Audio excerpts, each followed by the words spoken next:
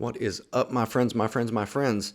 Adam here, coming back at you with another episode of the Daily Dose. Today we're at day number 164. That's right, day number 164. Today we've got Ecclesiastes. We are moving on. Yesterday it was chapters 1 through 4. Today it's chapter 5 through 8. We also have Psalm number 9 as well. Okay. We also have another video from our friends at Read Scripture below. So if you go down in the description, there is a link to that supplemental video material. Click on it, watch the video. I'm sure that you will enjoy it and learn a few things, right? So starting off with what we've got going on for today, chapter 5. The first section of chapter 5 talks about fulfilling your vow to God when you make a vow. It's kind of what this is about. It's about making sure you fulfill your vow. It says, guard your steps when you go to the house of God. Go near to listen rather than to offer the sacrifice of fools who do not know what they do wrong. So here it's kind of speaking about, hey, it's better to listen than to act abruptly and to act quickly and to do your research and to count the cost, right? That's kind of what I'm seeing here. It says, when you make a vow to God, do not delay to fulfill it. He has no pleasure in fools. Fulfill your vow. It is better not to make a vow than to make one and not fulfill it. Marriage is a vow. It is better to not be married than to get married and break your vow, aka get divorced. But this is talking really about any kind of vow. It's just saying, hey, if you've got a vow going on with God, you need to take it seriously. Because if you don't, you're a fool, is what this says. Then it goes on to talk about how riches are meaningless, okay? And this is starting at chapter 5, verse 10. Whoever loves money never has enough. Whoever loves wealth is never satisfied with their income. Isn't that true? And not necessarily money. I mean, oftentimes that tends to be true with money, but with other stuff too, right? It seems like it's never enough. Once we find something that we like, whatever that thing may be, eventually our senses start to get dull to it. We become a little bit numb to it.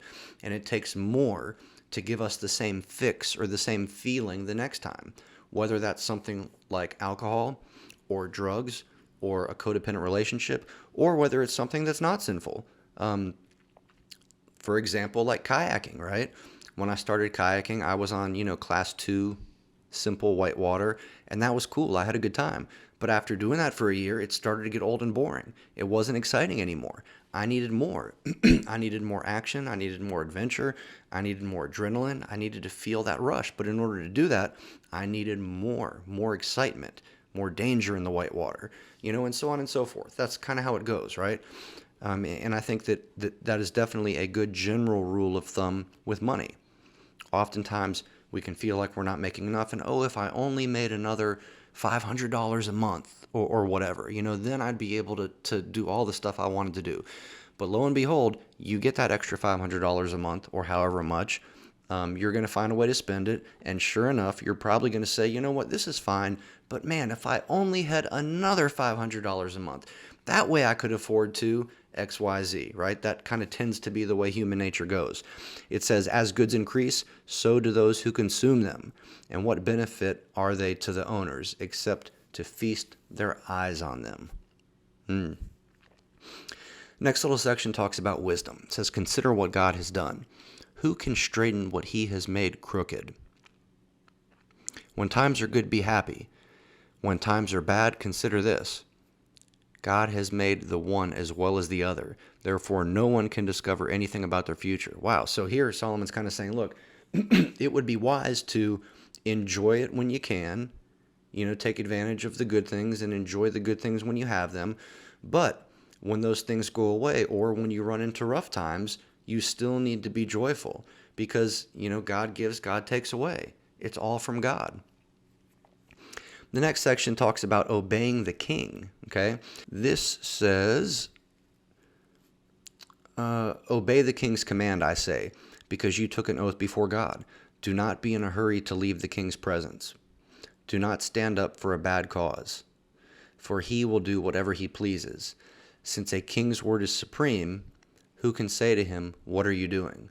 Right? Back in the old days, that was a good way to get executed, right? If you went up to the pharaoh or the king of a number of nations and you told them something they didn't want to hear, much less if you contradicted them or told them that they were wrong. A lot of times that would be it. It'd be to the guillotine, whatever, off with your head. Whoever obeys his command will come to no harm, and the wise heart will know the proper time and procedure. I think that is applicable in all kinds of areas, right? The wise heart will know the proper time and procedure. There is a place and a time for everything. Have you ever needed to tell someone something and you knew that what you were going to tell them would impact them in a certain way, right? And you said, you know what? I need to wait until this person is in a good mood.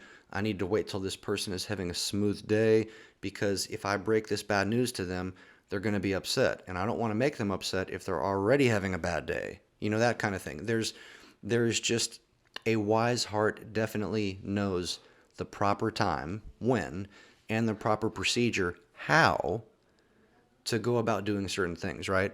For there is a proper time and procedure for every matter, though a person may be weighed down by misery. So here it's saying, look, even though you might be miserable, you might be weighed down by misery, sometimes you might have to be miserable for a little bit as you wait for the opportune time and the right procedure and the right opportunity. That's what I take from that. But anyways, that's all I got for y'all for today. So thank you for being here. And until we meet again, deuces. Have a good day.